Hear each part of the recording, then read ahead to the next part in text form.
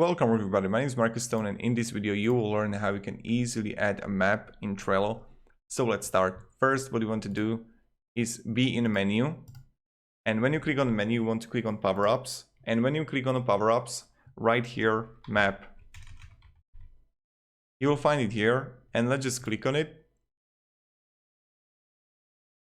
Now let's go with add.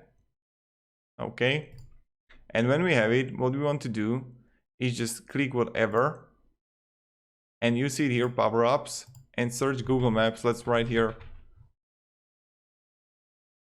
easily. Oh my god, and you got it. So right now we see here the location of it. So this is how I can add map or location in Trello. Thank you very much everybody for watching. I hope I helped you.